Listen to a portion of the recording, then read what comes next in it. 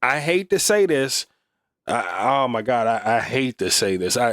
I'm not giving him CD money. I think that CD is a more complete receiver than Terry McLaurin is, and honestly, even as a Commanders fan, a diehard, I don't even really think it's that close. And CD's getting $34 million a year. You are now watching Fourth and Fatherhood, your number one podcast for all things football and fatherhood related. Real dads, real life. It's what matters most.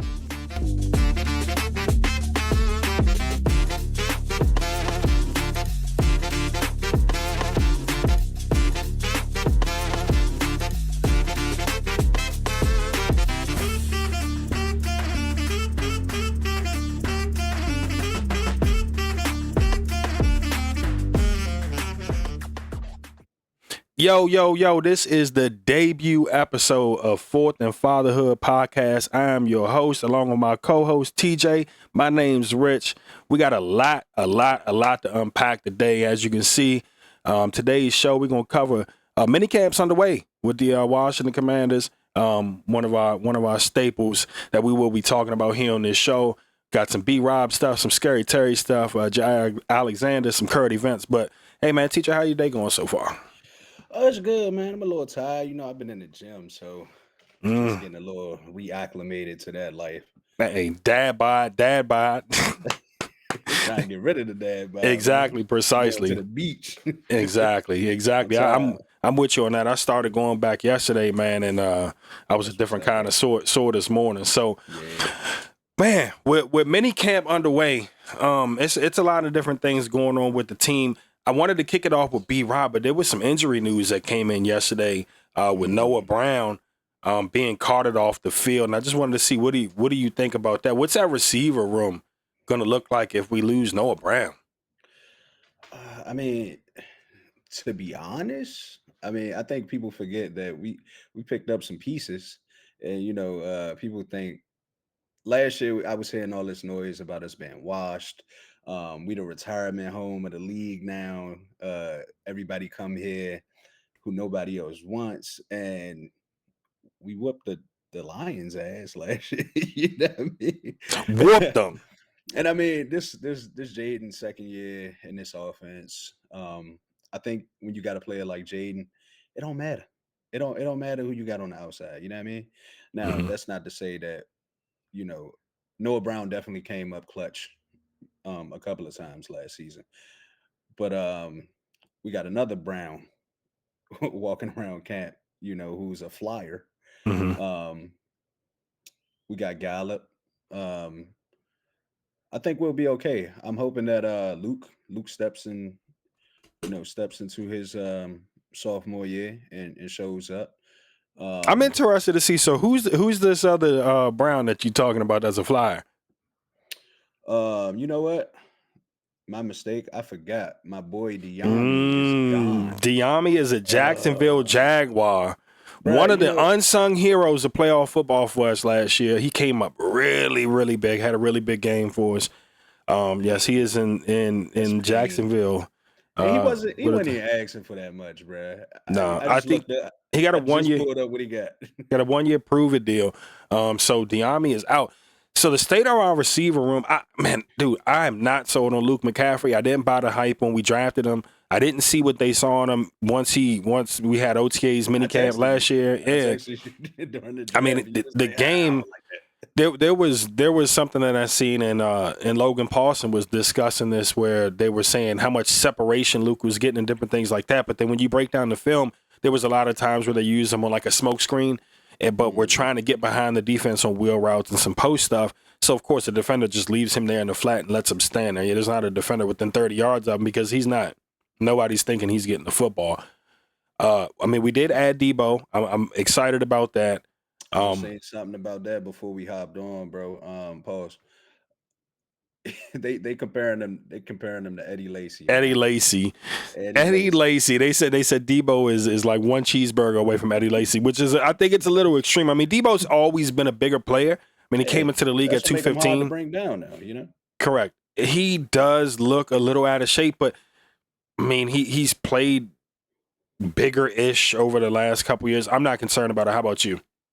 Nah, I think he'll be okay. Uh, I think he'll be fine. I mean, we're in the We just dog days of, it's early on, just coming out of OTAs. we New ain't even got team no for him. pads on yet, man. Hey, It's look, just starting to get hot. exactly. He done spent the last couple of weeks in DC. A lot of good food, a lot of clubs down in the Adams Morgan area. So Little tequila, little mm, rooftop. I You think know what he'll I get back mean? into football shape. So I'm not really Yeah, too concerned about Deebo at this point. Now, if he goes into week 1 and he looks the way he looks now, then I think conditioning may be a little bit of a concern. But I don't right see now, it though. I don't man, see it. I I don't. mean, I don't think. I mean, he's a pro. I don't think he's going into an NFL season in the shape he he's in came now. he came to the voluntary stuff too. So I hmm mean, that just shows you that hmm he's serious about it. And He that's wants to a win. exactly, and that's a perfect segue. So we'll come back to the B Rob thing, right? Speaking of Mhm. OTAs, voluntary OTAs, and the start of minicamp, noticeable absence there with Terry. Still looking for a new contract. Uh, I will preface this with I feel like the Washington Commanders, our fan base, this area, we've always been emotionally attached to the players that are here. Like, oh, they're the best in the world. I can name a bunch of players that were here and we thought they would, never go anywhere else, or we didn't want them to leave, and then they went other places and you never really heard from them again. A good example of that is a guy like Brandon Scherf, who was an All-Pro here, and he's still a Yeah, really good guard in the NFL, yeah. but nowhere near on the status of what he was in Washington. And I think our offensive line actually got that figured out, minus him. But to stick with Terry McLaurin, what are your thoughts on that contract situation? What do you think we should pay him? Mm. Do you think that he's serious about will this holdout continue into the regular season? I don't think that's in his character to hold out into the regular season. I think the team will do what's best for the organization, but also Terry.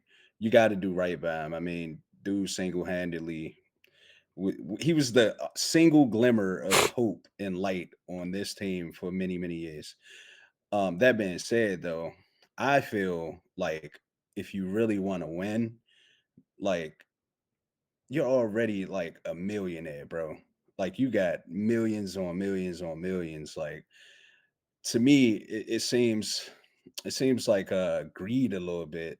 Not saying that that's who Terry is, but like these guys, they've been in the league for almost 10 years, and you make all this money, and it's like, why not take you know a little less so we Tom can Tom add more Brady Tom pieces? Brady did it for years with New He England. gave he gave you the blueprint. You know what I mean? Yeah. If you're serious about winning, you know what I mean, leave a little bit for us to go get something that will push us over the threshold. hmm hmm Because ultimately, if you bring a championship to DC, like you'll never I have think to I agree buy with that. The beer. question is is You know what is I what mean? is Terry Endorsements will go through the McLaurin roof for worth? you. Because The money when will we be look at him, there and on the like I back said, we end. go You know what I back mean? to our fan So base it ain't like you hurting for being so cash, but emotionally attached I because he think the has held team us will down for do so long. what's best And for it's the like, yes, I organization, and I absolutely think want to they'll take end care up of him, looking but after Terry. am I going to pay him Jamar Chase money, 40 million a year? He's not Jamar Chase. Am I going to Yeah. pay him number 2 money? Jetters? He's not Jetters. I'm not giving him 35 million a year that Minnesota gave him. I hate to say this. Oh my God, I hate to say this. I'm not giving him CD money. I think that CD is a more complete receiver than Terry McLaurin is, and honestly, even as a Mm. Commanders fan, a diehard, I don't even really think it's that close. And CD's getting 34 million a year. I don't see it, bro. I don't see it. Maybe somewhere around like I would give Terry like 28. Like 28 28. 28. at 28 million a year, you put him behind DK, who I think he's better than. You put him behind Tyreek. You put him behind Brandon Ayuk. You Oh put yeah, him in that. this a washed Tyreek. Mm, Is he washed? I don't know. I mean, Mm. he's a. I don't think that he means as much to a team right now at this point in his career as Terry can mean to any team out there, let alone to the Commanders. T. Higgins got 28.75 per year, and I think that that's kind of the measuring stick there, somewhere between what T is getting and Mhm. under what CD is getting. I I respect that. I I don't think that's know. doable. Yeah, exactly. I don't know what that means for our cap space, but I think that that's very doable, and I think that he should be happy with that. Now, will he be happy with that? If he gets 31, it makes him like the 5th highest paid receiver in the league. I think he may still feel slighted at that. But I mean, Amon-Ra's getting 30, and Amon-Ra's that dude. Amon-Ra's one of those guys, man. Like, and I hate to say this, but there was games last year where Terry would go for 2 for 17 and be a non-factor, and we Yeah. can say he gets doubled and all that stuff, and that's fine. But I mean, in Detroit, Amon-Ra was getting doubled. We doubled Amon-Ra in the playoffs, and he still got off and did what he needed to do. AJ Brown gets doubled quite a bit, and he does what he needs to do as well. Those guys you named earlier, Chase, Mhm. Jettis, I mean, they don't have these issues. Exactly. So it's going to be interesting to see. I think we need to get something done. We need to take care of them. But I also think this is that Adam Peters and that organization and regime sent a message. I don't think they liked the way that Terry and his representation went about it. I think that they thought they had something a little bit more solid behind closed doors of having conversations. So it's not a coincidence that the day after he announces that he's going to skip minicamp, that they go and sign Jeremy Reeves to a big contract and make him the highest paid special teams ace in the game. Because you don't go out and make that type of commitment to any other player while you're trying to take care of your star receiver. You would take care of him first and say, hey, Revo, we're going to get you once we tie this up. But I think that was a statement from the organization. And quite frankly, that's refreshing from what we're used to seeing. Hey, man, I agree 100%. Anybody, any day, you expendable. And Mm-hmm. unfortunately, that's what winning organizations do. Yep. And see, this is unfamiliar territory for us. We're not used to being a winning organization, at least not for the better part of the last 30 years, not as long as you and I have been alive. It's been a Hey, while. bro, the draft was dreadful. Mm-hmm. I'm used to going to like the first 5 picks, Mm-hmm. no less than like the top 15. Mm-hmm. Mm-hmm. Waiting to the end of the first round, I was like, man, it's late. I gotta go to work tomorrow. Yeah, I got a taste of what it felt like to be, kind of like a fan of like the Steelers and the Patriots, those teams that won for so long, where it's like you're sitting there Mhm. hoping in that first 7 to 10, you're like, I need to see action from my team. Are we going to trade up? Because if not, Yeah, yeah, we're not yeah. going to pick until 11:30, 12 o'clock at night. So that was a definitely a big switch up for me, but I can get used to that. I'll take that Yeah, over yeah. what we're used to for Maybe sure. tune in a little later for me. So talking contracts, surprising cut out of Green Bay. Jaire Alexander was cut. Now, I think before we draft Amos, before we make some of the things that happen that we make, I think we 100% go after him. But looking at what we have now, they're saying that Marshawn, even though he skipped OTAs, they said he's off to a solid start to camp. Said he looks really good. He says he feels healthy. You think the Commanders kick the tires on Alexander? I mean, two-time Pro Bowler, I think, two-time All-Pro. One of the best corners in the league. Do they make an attempt at that? I don't think so. What's the guy from the Saints we picked up? Will Harris, safety though. Okay, nah, we too young in the secondary, and I think our young guys fly around. Mm-hmm. I mean, who would he get? Who would he come in and bump? Well, I mean, Jaire is one of the best corners in the league. I think I know, but Mikey, bro? you got to get Mikey's on the field. I don't care. Listen, let me tell you something. I They don't give a fuck where he is on that defense. Mikey Mikey. Sainristil is playing 100% of the defensive Mikey. snaps for the Washington Commanders, barring injury in 2025. Mikey Sainristil needs to be on the field, and I'm putting Mikey up against a whole lot of, that's a different story for a different day, but I'm putting Yeah. Mikey Sainristil against 90% of the corners in the NFL. Dude is a playmaker. He is a playmaker, bro. So you got Mikey. I'm assuming he's moving back inside. Mm-hmm. Lattimore, last year he was playing injured, man. But Mm-hmm. we can't forget Lattimore's body of work prior to injury. And if I they saying he's any reminder of what he was prior to that injury, he's not taking that spot. And the way they talking about this rookie, bro, Trey they Amos. saying I'm a they Ole saying Miss fan. Hotty toddy time, baby. That is my guy. Trey Amos they is a saying this dog. boy strapping. He Mhm. holding his own against anybody he line up across. Hey, cautious optimism though, because we heard that same thing about Emmanuel Forbes, and holy sh! We knew that was baloney. Nah, We knew that was I'm not baloney. gonna lie to you. Bro, I was standing on the table banging that Emmanuel Forbes was gonna lead the league in interceptions. That's one that I was 100% wrong about. That was. No At the good. same time, though, you were cautious though, because I remember talking to you about it because Hmm. of his size. You was Yeah. like, "What the fuck is he gonna do against AJ Brown?" And AJ what did AJ Brown. Brown do to him? Yeah, that's his daddy. Yeah. That is his daddy. Emmanuel Forbes is now known as AJ Brown Jr. I don't know if AJ Brown has a Fourth son, or but something. if he doesn't have somebody named after him, then Emmanuel Forbes is AJ Brown Jr. Hey man, shout out to AJ Brown though, man. Ole Miss. I told you I'm an Ole Miss fan. Hotty toddy, baby. I hate Oh the my goodness. Eagles die, but AJ Brown, that's my guy. Solid dude, solid dude. Yeah, But yeah, and a hell of a playmaker. where does he come in? Where does he come in? I think I agree with you. I mean, and see, that's the mid 2000s, early, Big name 1999. signing. That's my thought process of being a fan at that time. Like, oh my God, one of the big names came available. Let's go Mhm. out and get him. That's how we used to always think. And it didn't matter what we had at that position. If we seen a name that was bigger than the name we had, we wanted it. So we can run through the list of folks. I mean, the Deion Oh Sanders my goodness. experiment was atrocious. There That was could be so many.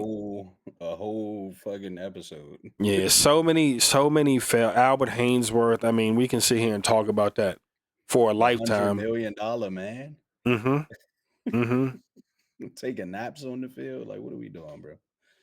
What are we doing? That was so unfortunate because I think that coming off the year that he had in Tennessee, like we just knew that we got one of those guys. Like it's getting ready to go up, and we didn't have a bad defense around him, but Buddy was probably the laziest person I've ever seen in my life. Like I think that if you put my 72-year-old grandmother in the trenches, she'd have pushed his fat ass around. I ain't gonna lie to you. Excuse my French. So that's kind of where I'm on that. So back to where we should have started. B Rob. I hear a lot of fans saying, and you know me, I am not a big B Rob fan. And hey, I like the story. If I hear that man got shot and came back and played the same year one more time, I'm liable to go to the Woodrow Wilson Bridge and just end it all. I'm tired of that story. At some point, we have to look at it and say, is he benefiting or hindering this offense? There is a niche for him, I feel like, in this offense, in any offense, in short yardage Yeah, situations. absolutely. But we have 4 running backs: Hmm. Austin Eckler, B Rob. They doubled down on or brought back Jeremy McNichols. Then you have Chris Rodriguez, actually 5 because we have Ja'Cory Krosky Merritt, and man, it's some reports coming out that dude is going to be one of those ones, or at least I watched a lot of his tape from Arizona. And he reminds me a lot of Shady McCoy. And I think that's what this offense was missing. I mean, you see it. When Austin Eckler was healthy, some of those Oh my same goodness. handoffs that he was getting, that B-Rob Ooh. was getting, they were 30, 40, 50, 60-yard runs. B-Rob, you'll see him hit a hole, and it looks like it's going to be a big gain or one to the crib. And it's just not. It just doesn't have that explosion. Now, I don't think there's a defender in the league that wants to stand in front of him in the open field one-on-one. But this is a league where you got to be breaking. If you're not popping those Need runs in that the run breakaway game, speed. correct.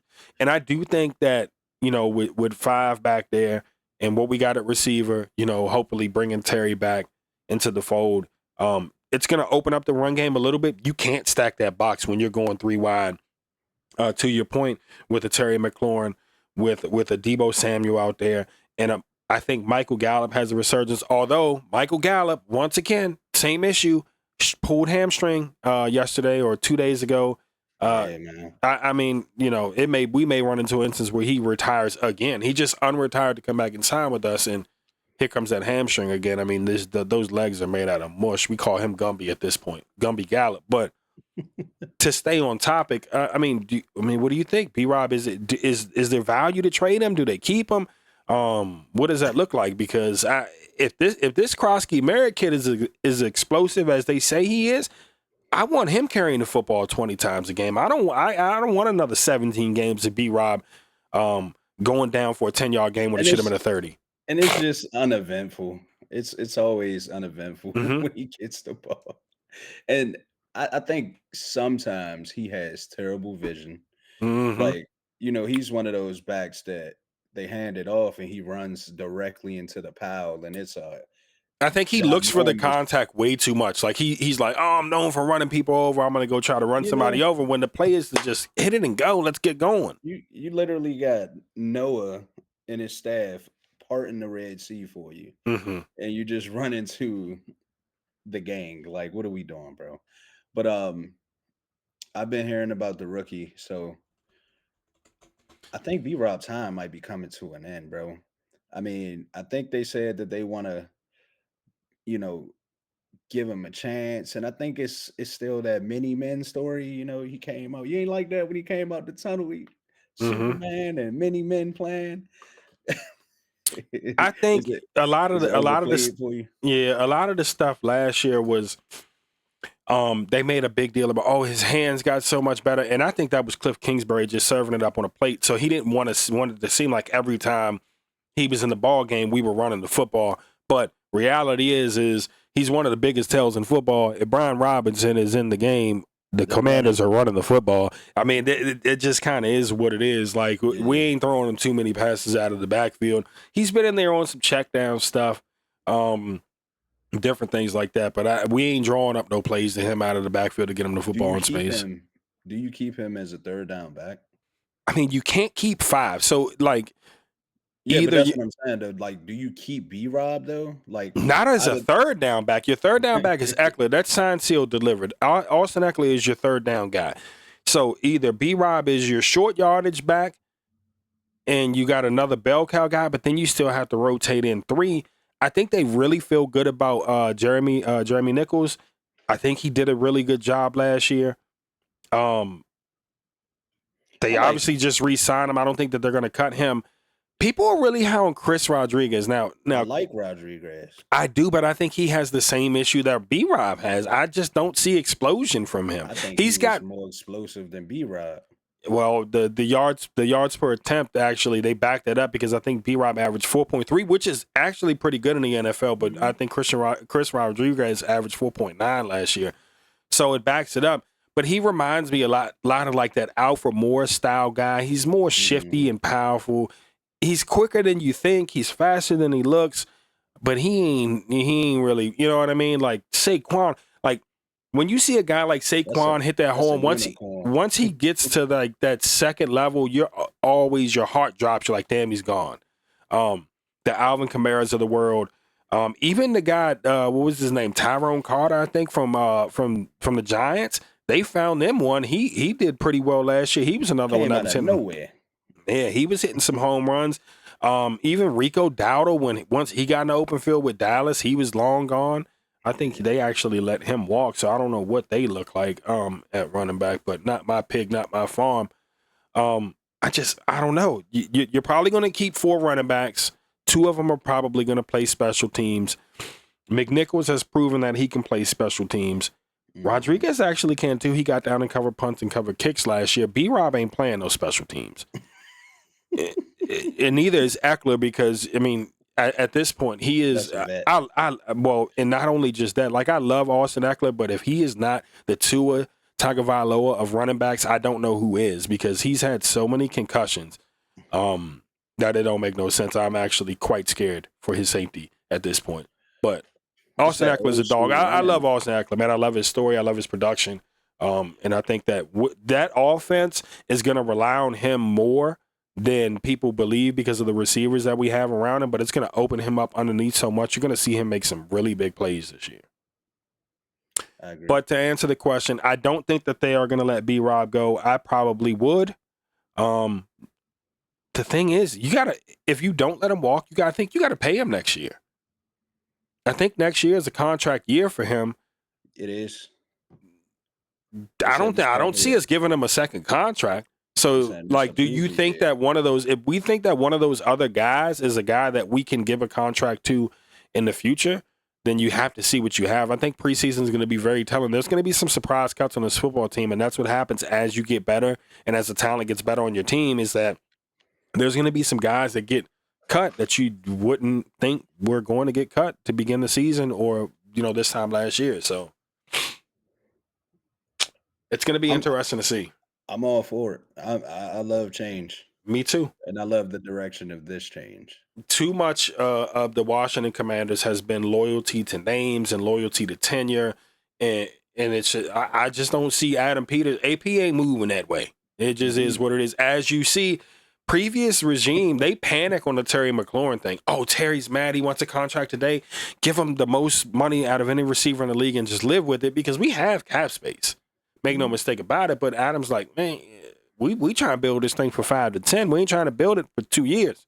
Exactly, man. I actually looked it up. This year we're at 22.9.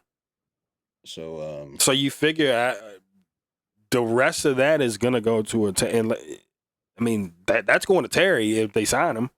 yeah. I mean they'll probably build something in so that they don't eat too much this year. Say that he plays on whatever he gets, this year, which I think is like 19, and then give him a signing bonus of like maybe 10. So he makes 29 this year, and then we still have 12 if we need to, make an emergency signing or to go out and chase another guy. I mean, I know this isn't on the agenda, but I mean, we're talking about Terry's contract. What our pass rushing situation is bad. It makes me nervous. Oh my goodness, bro. What happened with Dorrance Armstrong last year? Wasn't he hurt most of the year? He was hurt. He was kind of, here, there, everywhere. I mean, when we signed him, I didn't know that we were signing him to be the guy. Like I thought we were signing him to be a guy. Like, and then I'm reading these reports and like some of the stuff from the mainstream media. They're like, yeah, Dorrance Armstrong's ready to come back and be that lead. And no, I mean, Dorrance Armstrong is. He's not that guy. He is not the one that is supposed to be leading your pass rush. I would have loved for them to make a harder push for Hendrickson. I don't know what that looked like. But there's still some names out there that I think can help in a vet capacity. I think Von Miller is one. I think Khalil Mack is still out there, if I'm not mistaken. Yeah, I don't think he signed with anybody. This guy had 5 sacks last year.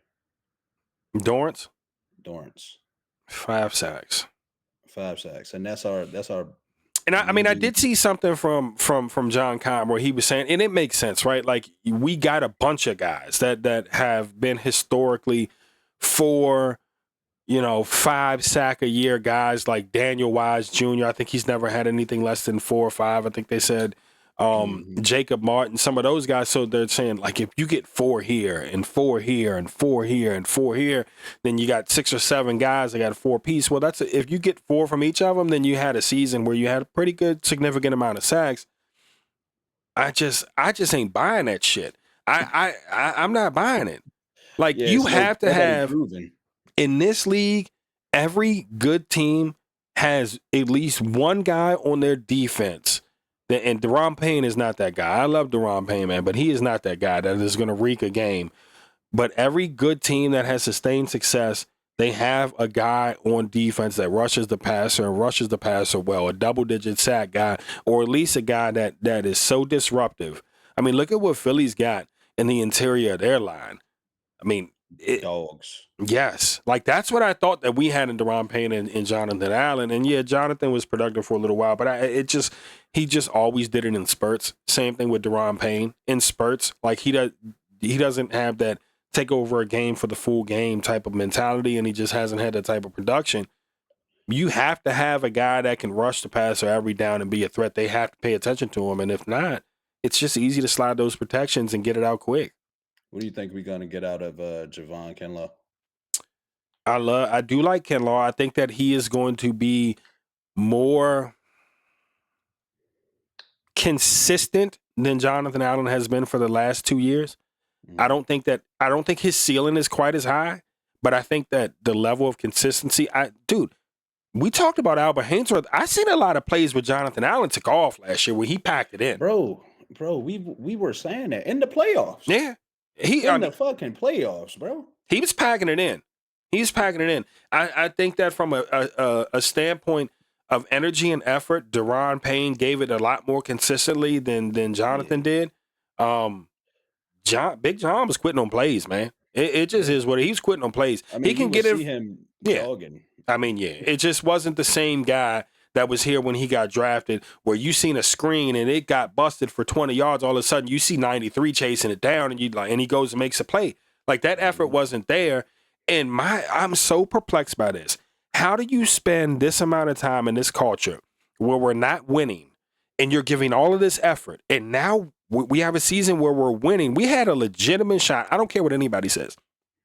The 2024 Washington Commanders had a legitimate shot to go to the Super Bowl, and if we would have went to the Super Bowl, we would have won. We would have whooped their Yeah, ass. we would have we would have won. I am so confident that we would have won that game. And if Sedan's pots and pans were to be a kitchen, I get it.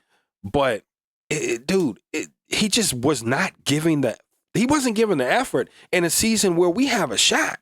And dude, you were playing for nothing for the last couple years. Bro. And I mean, screaming in the media, I'm tired of this, I'm tired of losing. And then that's what you put on the field, bro. Yeah, it was terrible tape. I will say this. People say, to your point about in the media, they say Terry's not that guy, and I hear that a lot. But man, I remember a couple press conferences where Terry has been that guy. I think it was after one of the Philly games where they asked him about, I think he had 0 catches or whatever it was, and he's like, oh, it was good cardio. Now, granted, that was under a previous regime, Mm. but he said some pretty borderline, not very team friendly stuff in the media. And yeah, it was falling apart at the seams, and it was a lame duck coach and all that stuff. But I think it tells me more about somebody's character, and I still fully believe that Terry is of very high character. But I think that we are also, at the end of the day, still human, and I can see why this contract thing is becoming an issue with him, because I do think he is starting to get a little bit of a selfish streak now, because Mhm. we just didn't see it before because we weren't winning. Everybody was bad. It's like, hey, best player on the team, superstar mentality.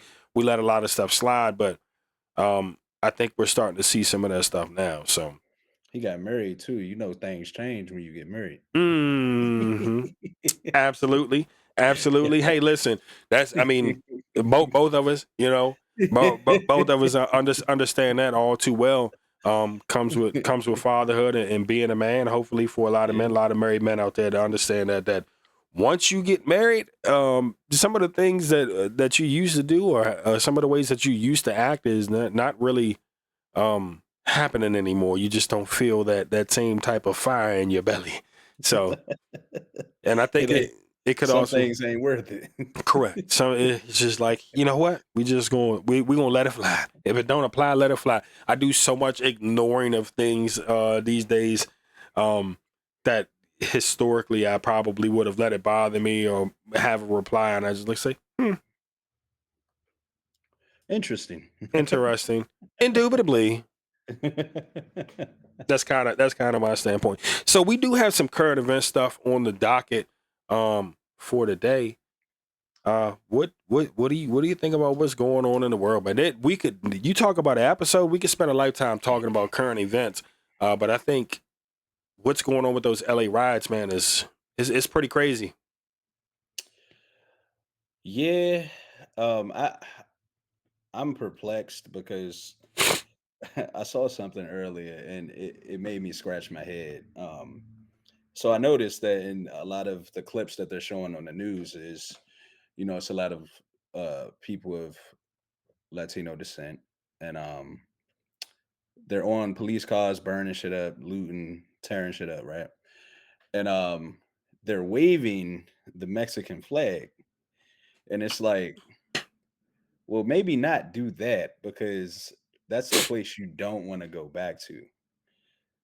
You know what I mean? So like we're looting, we're destroying property, because In the we don't want to United go States, mind you, in the in United the States. United States Hmm.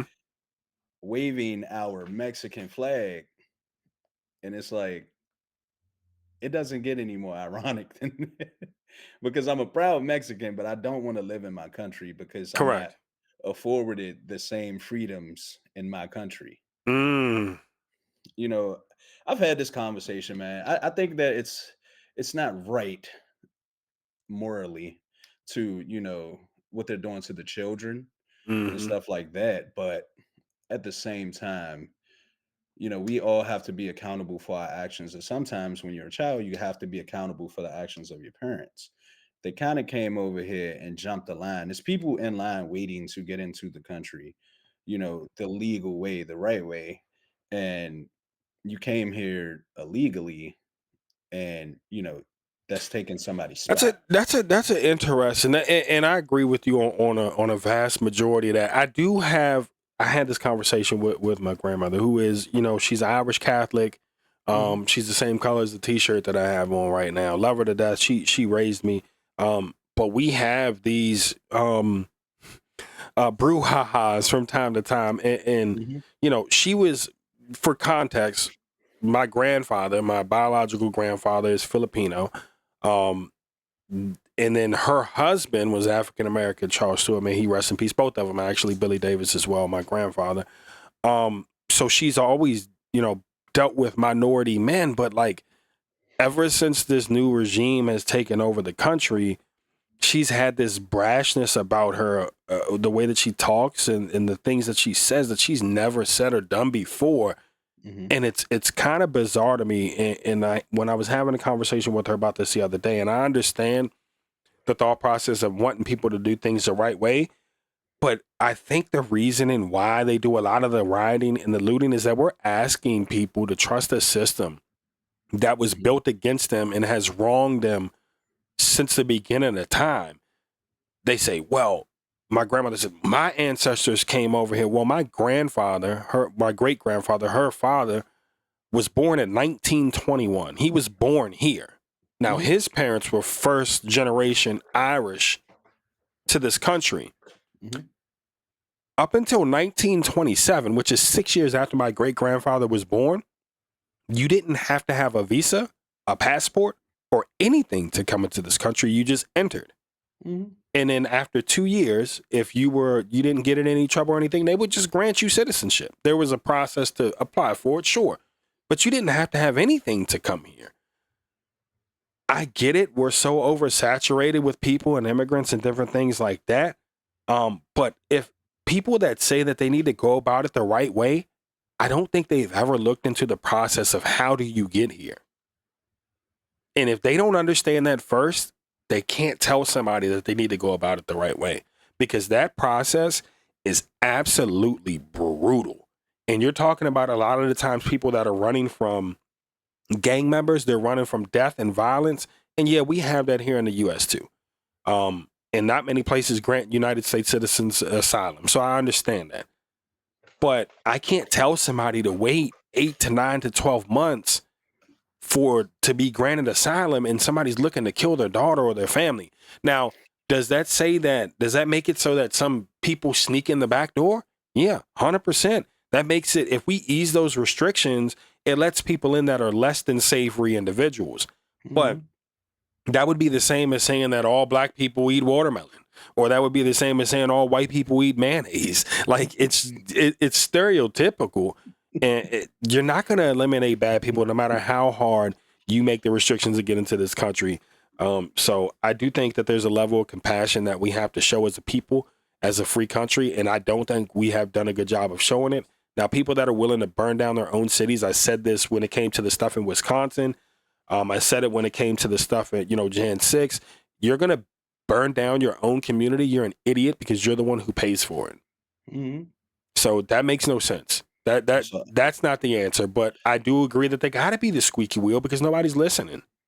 Yeah, I understand that, but I feel like it's a double-edged sword either way. Hmm. Either way you look at it, because at what point, like, if we just have the borders open, you know what I mean? Like, at what point do we say enough is enough? Hmm. Like, Well, you can't do that. You can't just leave the borders wide open. That's that you know, 100%. I mean, I agree with that. You can't just you know leave what the I mean? borders wide open. It becomes a free for all at that point. Yeah, and then like I didn't agree with these asylum cities like New York, for instance. Like, um, black people have been were brought to this country, and we've been here for X amount of years, and we struggle, and we struggle getting resources. But these people were coming here for asylum, and they were getting food, education, housing. It's black people out in the streets every day. Hmm. Where I work, I Hmm. see it all the time. Like, these people are, and granted, we have resources in place, but we're already unfortunately oversaturating those resources in these inner cities.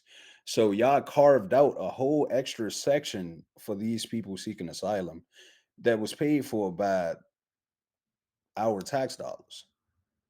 You know what I mean? So like I help the people that's here already. You know Mhm. what I mean? Before you start helping. I'm a firm believer that we need to start here first. Yeah, man. And That's just whatever they get, whatever's extra. I hate to say crumbs. I hate to say it that way, but that I mean, you get the crumbs. We don't get the crumbs. You get the crumbs. Because here's the thing: is that at what point, like you said, does it become unfair in the reverse way? I look at it in a situation with my kids. I've gone through this now twice. Where I go to register my kids for school, for public school. You know, I Mhm. I don't I do decent. I make decent money, but that doesn't mean that I necessarily can or want to put my kids in the private school. Mhm. But when I go to register my kids for kindergarten, they say, "Well, you make XYZ, blah blah blah. You're above this way above this threshold." Insane. Yeah, so we have to first try to see if anybody needs this first. We need to see if some less fortunate family needs it first. And it's like, okay, but these less fortunate families are living on government assistance. They're getting subsidized housing. They're getting Mhm. food stamp benefits that I can't get. They're getting all Mhm. types of resources. And trust me, I am not insensitive to that, but that is my money paying for that. Yeah. So I have to pay for their living Mhm. for whatever reason why they're in that situation, and then my kid gets discriminated against because I make more money than their parent does, and now they can't go to school with their friends unless another kid doesn't want to go to school or there's not a kid with that need. It's the most ridiculous thing that I've ever seen in my life. Yeah. I deal with the same exact thing. It's the same with Hmm. daycare. Hmm. you know, I ask these questions all the time, and nobody has answers. No, they can't. Nobody. I actually wrote a letter to our representative, and I got a response, and this was actually recently. So we'll see. One man can't change the world, but I am totally okay with being a squeaky wheel because the fact that I can pay the amount of money in taxes that I pay to the federal government, to the state government, and property taxes, still have failing infrastructure, and my kids are subjected to what I consider to be biased practices in selection. Um, Mhm. I think that's wrong. I think it's very very wrong, and I think it's a very flawed system. But I agree, bro. we'll see. We'll see how it goes. Unfortunately, if you're willing to get up and work in this country, you get the short end of the stick. The working middle class is the Which is ones that get so ran. backwards. It's so backwards. When I go file taxes, I'm left looking like I always owe, and I just Mm-hmm. don't understand Mm-hmm. how that happens. Mm-hmm. Like, so I get up every day and I go to work. I pay my taxes. I take care of my family. Yet you're asking me for more money at the end of the year. The tax system is flawed in general. Think about this. In this country, you get taxed when you make money. You get taxed when you spend money. You get taxed Mhm. when you buy a house with the money that you already got taxed when you made it and when you spent it. And then you get taxed again when you sell that house because you gained a profit. Like there's taxes upon taxes upon taxes. And the only thing that we have to show for it is the highest national debt in the history of this country and our troops deployed in countries to support wars that should not even be going on. Wasn't this country founded because we didn't like taxes? Correct. Fucking insane. Correct. Correct. But those same people are saying that people shouldn't riot over in California where the same ones throwing the tea off the boats. But we'll save that for another day. Woo. Life comes at you fast, man. Uh-huh. Why wait? Grab a Snickers. Hey, look. I know that we did mention talking about something that's near and dear to your heart, and music is near and dear to my heart as well. You do a little bit more research on this particular topic than I do. I want to get your thoughts on this Lil Wayne album, man. Hey, bro. You know what's crazy? Wayne he's that guy. If you grew up in the DMV, for whatever reason, we all love Wayne when we was coming up. Mm-hmm. Wayne was the greatest rapper alive. I don't know what you talking about. This Jay-Z dude, you know what I mean? Respect to Jay. But Wayne was that guy, bro. The bars were crazy, the beats was always crazy, the flow. the fucking lighter flick, everything. But this Carter 6, bro, that shit is ass. Oh my god. When I first cut it on, I got to like the second track and I said, yeah, I can't do this. I can't do this. And then, you know, all of technology listens. So now the algorithms are just throwing it in my face. Like I'm Mhm. on Twitter, TikTok, everything, and the album just keeps going coming on. So I go back and I say, all right, I'm gonna finish it, bro. And it's not that the lyricism isn't there. Mhm. He has horrible production. These beats sound like you did you ever do a time capsule when you was in school? Mhm. That shit sound like some niggas made some beats in 1992, put that shit in a time capsule, wrote Lil Wayne on it. He opened that shit and rapped on it. That shit is so bad, bruh. Like it's so outdated. And like niggas have actually taken the stems of the music, took the audio, made their own production, and put his lyrics on it, and the shit sounds amazing. Beat So it's not selection is very, very key. So, as a musician, I mean, I play bass, I play keys. Been doing music for a long time. for sure. I have not gotten through a total song on that album yet. I can't tell you what the end of any one of those songs looks like. What I can tell you is that it just sounded like, I remember Swiss Beats just kind of went through that awkward time period in life where everything sounded like circus music, and it's just Exactly. like you cut. I just I'm a big first 30 seconds Showtime. guy. Yeah, I'm a big first 30 seconds of the song guy. And if 30 seconds in, you got 30 That's my seconds to time, impress bro. me. And I'm telling you right now that he has not impressed me Oh my god. in any combination of any 30 seconds.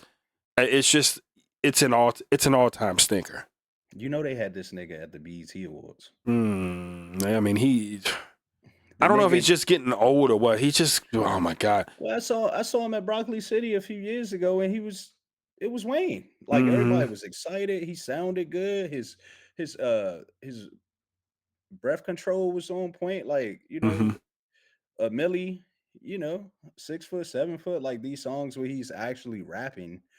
He was on point, but at the BET Awards, like he did the intro to the Carter 6, and then the nigga literally went right into a Millie. And I said, yeah, he know.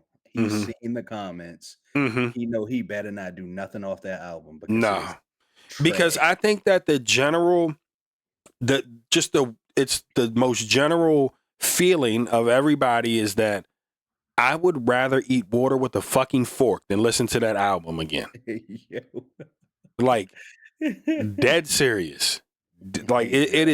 it is that bad. It is. So Don't even waste your time. Don't waste your time. you heard it here. If you haven't heard it, don't listen to it. If you have heard it, try to forget it like we are. Um, What's sad about it though is like it's sad to see the legends fall from grace. You know what I mean? And yeah. it's like the young cats, the younger artists, they're not really producing bangers. Hmm. Like we unks now. Like the youngest part, we unk. Man, I was talking to Jess the other day. Like, I'm starting to listen to nothing but YM music, man, and I see why they walk around in such a violent mood Just all the time now. angry, Like every song bro. that comes out, like I've been really big on Mud Baby Roo, man. Shout out Mud Baby Roo, man. Mud Baby Roo got me in a chokehold right now. That 40 something Roo, that 40 more reasons, uh, make me feel like I'm back in the early 2000s. But yeah, I think that there's a lack of substance in music now. Yeah, bro. That's what I was getting to. Like you got your in between artists like the superstars Kendrick Cole, Drake, these guys who've been Hmm. carrying the torch way longer than they should be. And all those dudes got some lyricism with them too. They have and they have a minus Kendrick. He's starting to like the whole Drake rap beef thing made him get more catchy with his songs. So his was just woke rap, but now he's starting to make some catchier stuff. But Cole and Drake have always done a good job of making songs where it's like just a good enough touch of lyrical, but can still be considered club bangers. And there's not a lot of those artists coming. I can't look and point to any of those guys for this younger generation. Who's next? I Who's have gonna no. carry the hip hop torch? Not the rap, not the trap, not the Mm-hmm. the murder rap. Yeah, I mean like hip hop, hip hop, the Mm-hmm. one that is on a global scale that lets America know, the world know that hey, this is our culture. We got something to say. Yeah, and You I know what I think mean? that's the thing, that there is a big difference, and people don't understand this. There is hip hop, Hmm. and then there is trap music. These are not the same thing. I don't care what anybody says. Yeah. The only thing that is the same about it is that they are doing what's called rapping. But those are two total different genres of music, Yeah. baby. And Please do not mix those two together. rap is the umbrella. You know what I mean? So you got Mm-hmm. rap music, but then you got hip hop. You know what I mean? And now Got these you got all subgenres. this you got all these other things now. They got like depression, depression, hip hop, like it's different Mm-hmm. sub genres now. XX It's insane. Tentacion was big on that. Hey, listen, hey, I loved his music. I ain't even gonna lie to you. It Hey was bro. so manically depressive, I think, from a standpoint, but when you really listen to it, like there was It was something about beautiful. Youngin that It was, was something yeah, beautiful there about was it. something about him. Like there ain't even a one of him out there. You ever listen to that shit in the gym? Like Mm-hmm. that shit that shit gets you through some shit. Yeah, it'll Like get you going. just being a man Mm-hmm. and like your inner self feels like X, Yeah. and then you in the gym. Oh yeah, you gonna crush it. You gonna crush it every time. Because a lot of men internalize a lot of stuff, and I think that that's him. Even though maybe necessarily what he's talking about isn't applicable, it's just the fact that he is willing to be that outwardly expressive, which a lot of Oh, men would like to be in this world. hmm But it's like we've been taught, now be the rock, be the strength, be the shield, be the guiding light. Don't let that out. Internalize it. bro. Which, hey, this is a big part of the reason why we're starting this platform and having these conversations. More to come in other episodes, but Sure. that's big. That comes with us being fathers and being men, is being able to have a platform to just be transparent with one another and have those conversations, and not internalizing that stuff, because I tell people all the time, you die from within. Hell yeah. It's like the soda metaphor. Mm-hmm. You shake up the soda a little bit. You don't get a reaction, but you hold that pressure in and you keep shaking it. Eventually, it's gonna explode. Mm-hmm. Preach, brother TJ, preach. Real life. It's real life, bro. Hey, listen, man, it's been a wonderful talk, been an awesome talk. If you guys like this type of content, if you want to hear more of it, make sure you tune in to episode 2. We're all available on all platforms, YouTube, Spotify, iTunes. It's all out there, man. Man, listen, appreciate you guys watching, appreciate you tuning in, and we look forward to a solid episode 2. Debut episode, 4th and Fatherhood podcast. I am out of here. Folk.